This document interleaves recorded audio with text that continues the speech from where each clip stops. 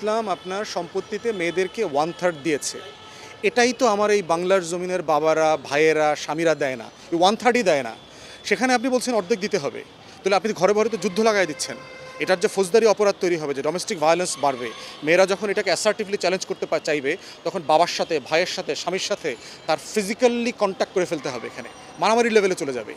তাহলে প্রশ্ন হচ্ছে যে আমি একটা প্রোগ্রেসিভ প্রগতিশীল সংস্কার চাই, কিন্তু সেটা সমাজ বাস্তবতাকে আলাদা করে না। এটাকে সময় নিতে হবে, তর্ক তুলতে হবে, আলাপ তুলতে হবে। ওনারা কি এই কমিশনের জন্য আলেম ওলামাদের ওপিনিয়ন চেয়েছেন? বাংলাদেশের একটা বড় স্টেক হোল্ডার তো ওনারা, মসজিদ, মাদ্রাসা, হেফাজত, ইসলামী দল। বাংলাদেশের মতো একটা কনজারভেটিভ মুসলিম দেশে আপনার এটা গ্রহণযোগ্য প্রস্তাব কিনা? বাস্তবতা হচ্ছে যে যৌনকর্মীরা কি নিজের ইচ্ছায় জীবনে যৌনকর্মী হয়েছে কিনা, তারা কি যৌনকর্মে থাকাটাকে সম্মানজনক মনে করে কিনা, সে যৌনকর্মী এই পেশায় তার মেয়েকে আনবে কিনা। আমি বহু যৌনকর্মীর ইন্টারভিউ দেখেছি, তার মেয়েকে তো সে ডাক্তার বানাইতে চায়, তার মেয়েকে তো সে ইঞ্জিনিয়ার বানাইতে চায়, তার মেয়েকে তো সে টিচার বানাইতে চায়, তার মেয়েকে তো সে উকিল বানাইতে চায়।